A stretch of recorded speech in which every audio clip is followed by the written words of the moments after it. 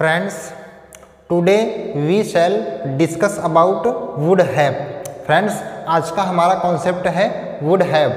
Friends, इसे पिछले वाले वीडियो लेक्चर में हमने would have का ही कॉन्सेप्ट सीखा था, लेकिन हम पिछले वाले वीडियो लेक्चर में would have का प्रयोग किस सेंस में कर रहे थे? चुका होता, लिया होता, दिया होता के सेंस में हम वुड हैव का प्रयोग कर रहे थे।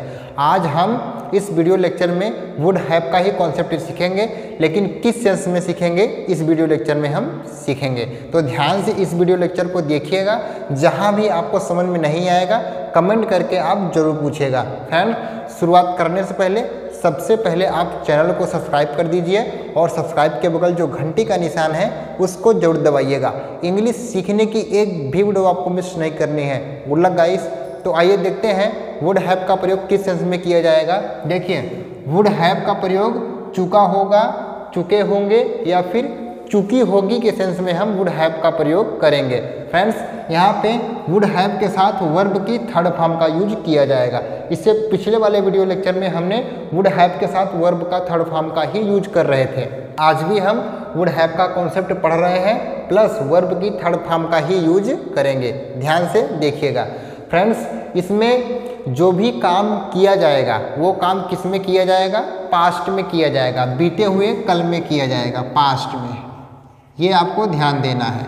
यहाँ पे फ्यूचर की बात नहीं की जाएगी कि यहाँ पे कोई काम कर चुका होगा भविष्य में कोई काम कर चुका नहीं होगा, पास्ट में कोई भी काम कर चुका होगा बीते हुए कल में। यहाँ पे आपको यही ध्यान देना है बस। तो आइए एग्जाम्पल के माध्यम से हम समझते हैं। देखिए, सबसे पहला एग्जाम्पल क्या है?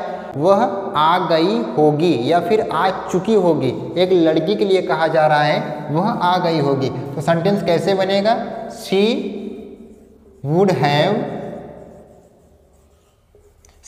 Have come. फ्रेंड्स, कम क्या है? मेन वर्ब है। ये वर्ब है, मेन वर्ब। देखिए, कम की थर्ड फॉर्म क्या होती है? कम ही होती है। ये आपको ध्यान देना है।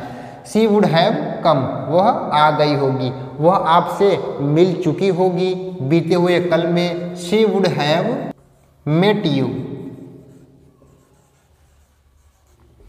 She would have met you, वह आपसे मिल चुकी होगी। नेक्स्ट सेंटेंस देखिए, मैं आपसे बात कर चुका होऊंगा बीते हुए कल में। I would have talked to you.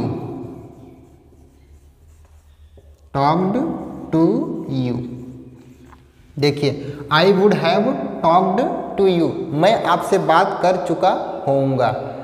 आप यह किताब पढ़ चुके होंगे बीते हुए कल में, हमेशा पास्ट की बात की जाएगी। आप यह काम कर चुके होंगे।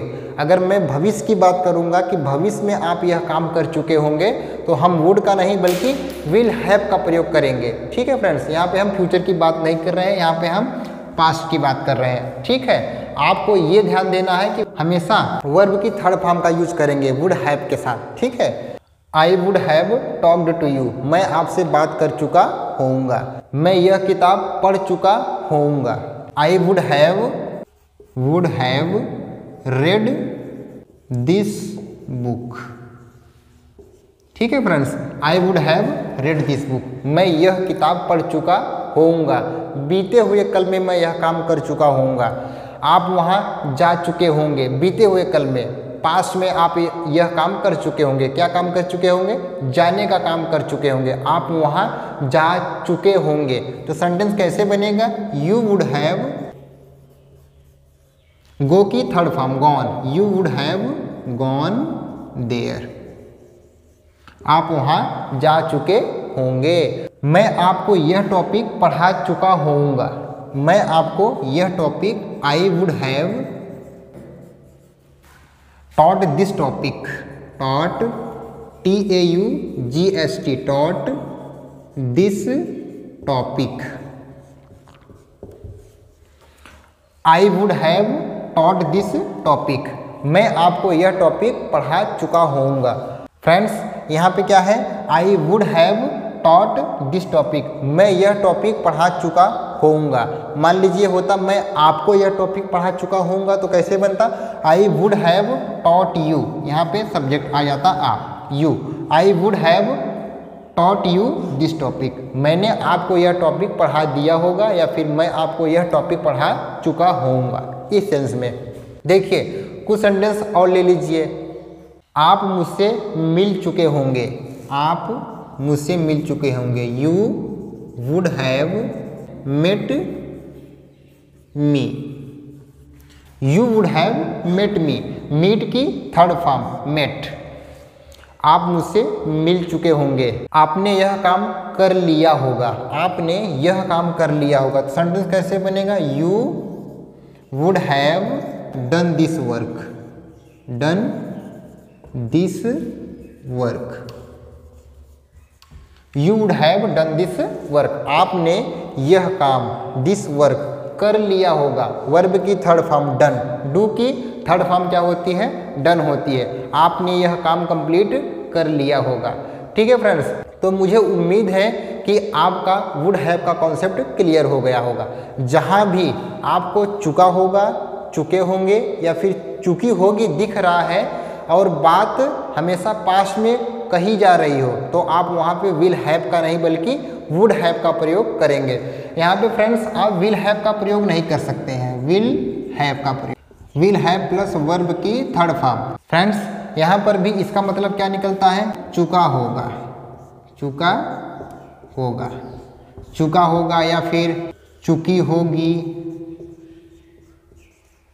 यहाँ पर भी मतलब यही निकलता है, लेकिन आप यहाँ पे देख पा रहे हैं कि आपने यहाँ पर कहीं पर भी विल हैव का प्रयोग नहीं किया। किसका प्रयोग किया है?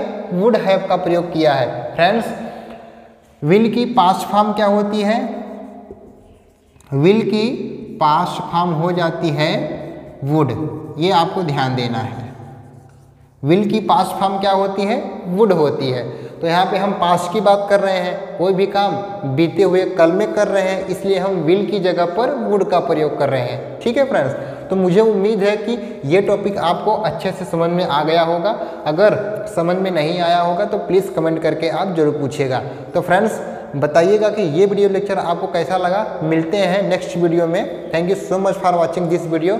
सी you in the next video. Take care and good bye.